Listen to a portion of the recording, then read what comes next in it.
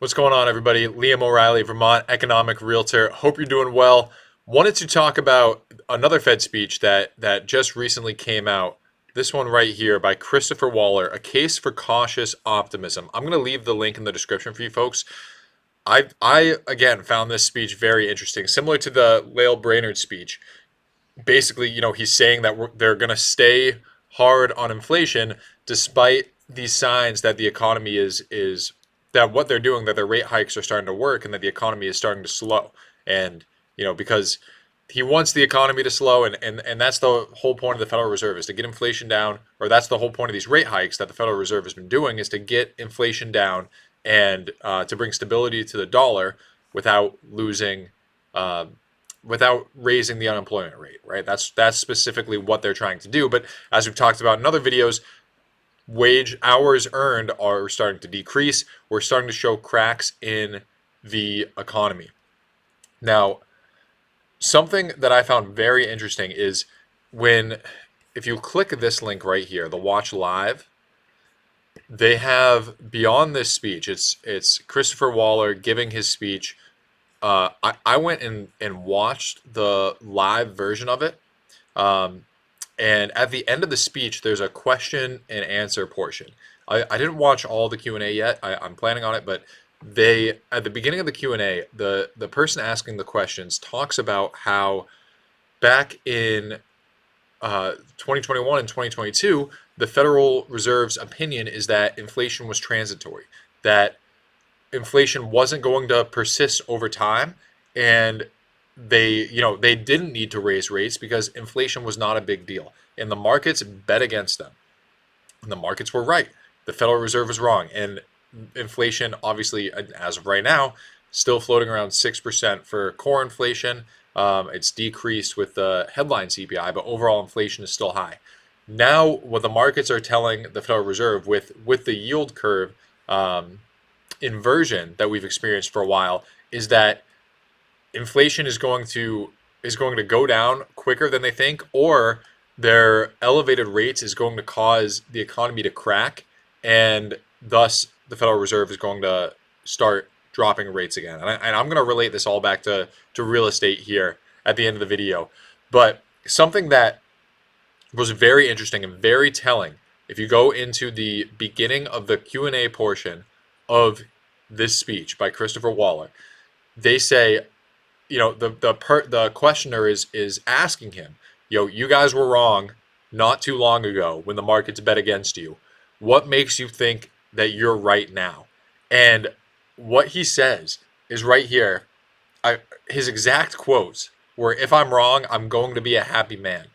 Because the Federal Reserve can just drop rates essentially as fast as they want in order to help a recession, to help stimulate the economy. Whereas it's much more difficult to raise rates and jack rates up, right? They jacked rates up relatively quickly, but it still took them a year to get to this to get to the level that they're at now. Whereas they can drop rates really as fast as they want to stimulate the economy. So, in my mind, the Federal Reserve is talking this big game about how they're going to hold rates at a restrictive level, probably longer than where the markets are expecting, but the data is trending downwards. And if the data in the economy trends downwards faster than the Federal Reserve is expecting, then they're not afraid to cut rates. They will cut rates quickly, and that is exactly what the market is betting on. So now, what does this mean for the housing market? If you're a buyer right now, in my opinion, if you're a buyer right now, that means that it's probably the best time to get into the market is right now.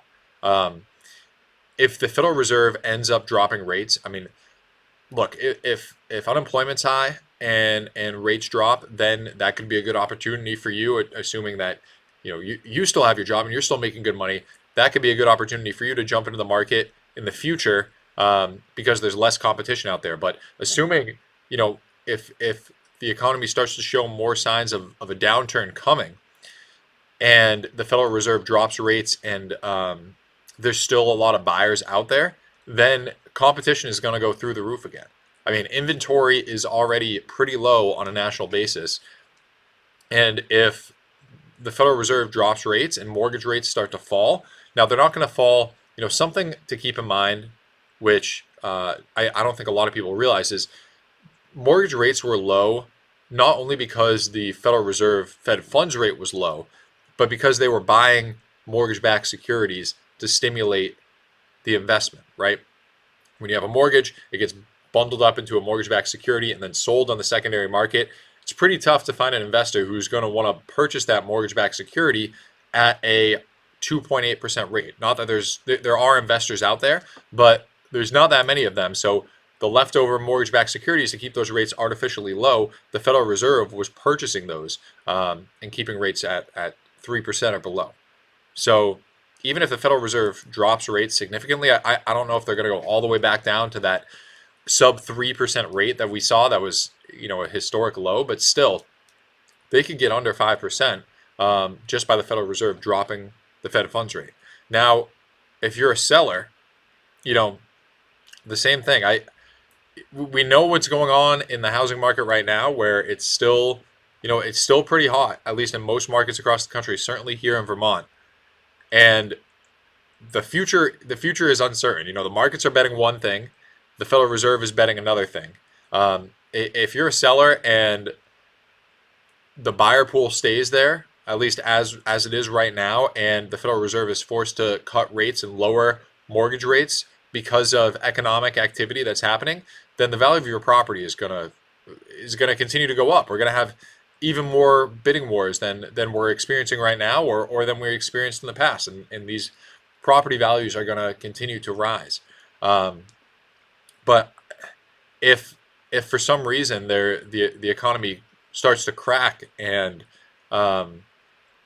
unemployment is high and the buyer demand gets diminished, then it could be a tough time to be a seller. Even if rates are low, if people are employed and can't qualify for mortgages, it might be difficult to sell your property. So again, the only time that's certain is right now, whether you're a buyer or seller.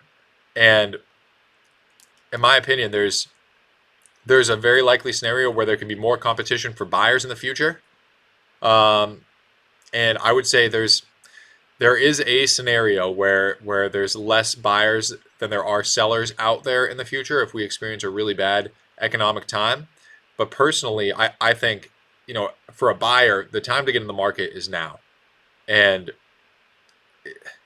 I just don't think there's a whole lot of risk with where the yield curve is at, with what the Federal Reserve is saying, with what the economic data is stating. If these rates drop and there's still a bunch of buyers out there and supply is still low, which we haven't been building homes, we talked about it many times on this channel, then you're going to be looking back at this time thinking, man, I wish I jumped into the housing market. So anyway, I'll leave the speech in the description. Would recommend watching the video. Reading the speech is great, but you get a sense of what Christopher Waller is thinking, which I really like. And like I said, that Q&A portion is really telling for where his head is at. So Liam O'Reilly, Vermont Economic Realtor. If you're looking to buy or sell a home here in Vermont, reach out to me. I'd be happy to help you. If you're looking across the country in another state, reach out to me as well. I would be happy to find you a great realtor so you're not stuck with somebody who doesn't know what they're doing. Other than that, all my contact information is listed below. Leave me a comment. Let me know what you think of this video. Let me know what you think of the speech by Christopher Waller and what the Fed's going to do. And I will see you guys in the next video.